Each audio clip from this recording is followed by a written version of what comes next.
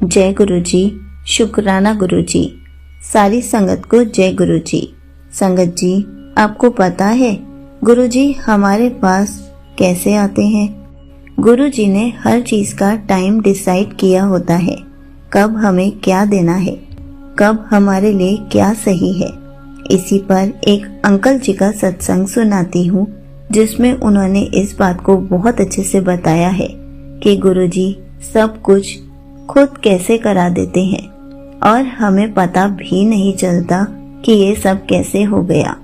ये सत्संग पूरा जरूर सुनिएगा, आपको बहुत अच्छे आंसर्स मिलेंगे। तो चलिए अंकल जी का सत्संग सुनाती हूँ।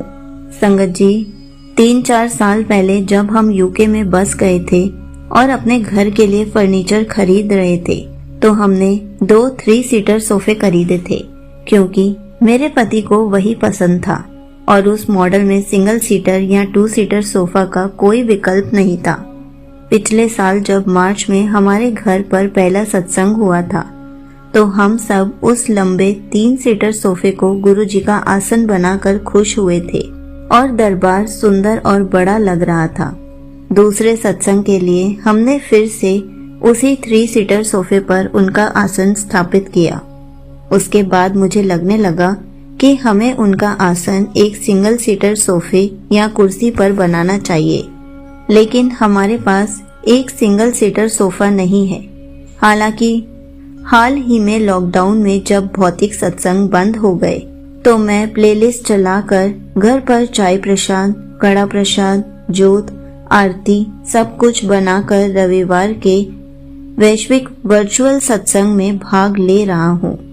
लगभग 3 सप्ताह पहले रविवार के वर्चुअल सत्संग के बाद मैंने मन ही मन गुरुजी से पूछा, गुरुजी क्या आप वास्तव में आते हैं? जब मैं आपके लिए चाय प्रसाद, कड़ा प्रसाद बनाता हूँ, हर रविवार को वर्चुअल सत्संग करता हूँ, मुझे आश्चर्य हुआ। मैंने उन्हें यह कहते हुए सुना, तू सब कुछ कर रहा है पर मेरी गद्दी ते लांदा ही नहीं। यह सच था, क्योंकि मैं उनका आसन नहीं बना रहा था।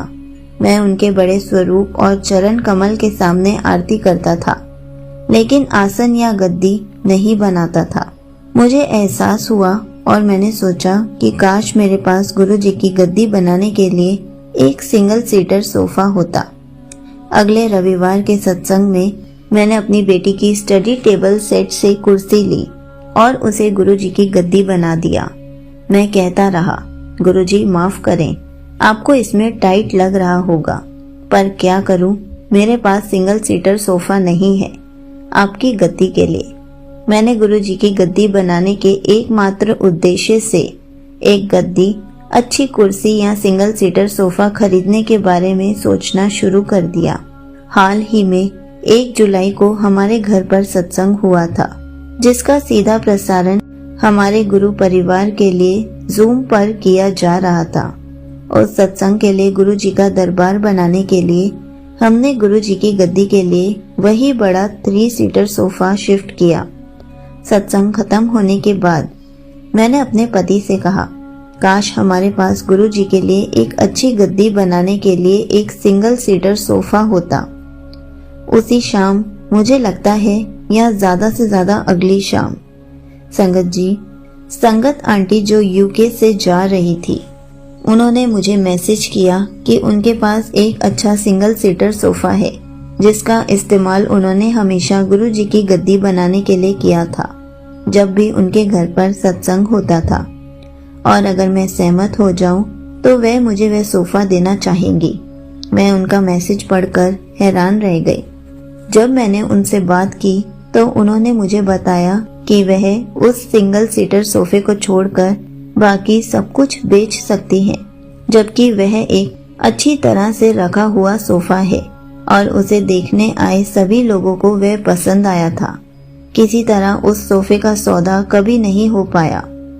वह हमेशा उस सोफे को किसी संगत को देना चाहती थी, क्योंकि वह महसूस करती थी कि वह सोफा गुरुजी की गद्दी के रूप में बहुत ब्लेस्ड है।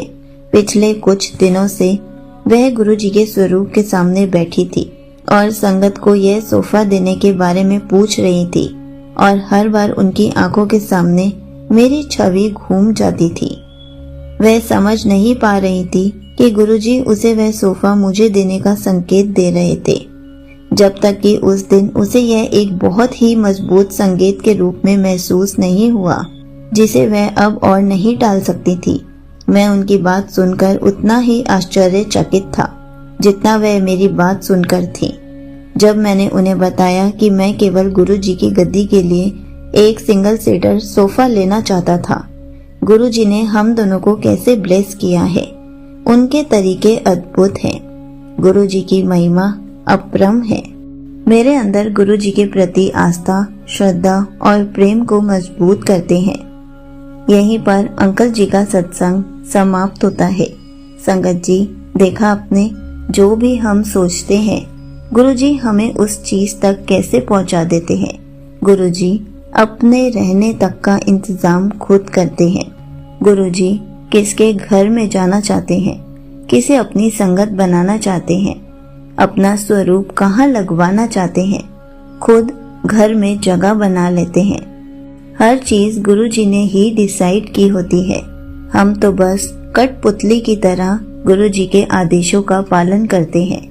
गुरुजी जो हमारे मन में थॉट डालते हैं, जैसा हमसे करवाना चाहते हैं वैसा ही करवाते हैं। इसलिए हमें कभी कुछ प्लानिंग नहीं करनी चाहिए, कभी कुछ सोचना नहीं चाहिए, क्योंकि सब कुछ गुरुजी ही करवा देते हैं। जय गुरुजी, शुक्राना गुरुजी।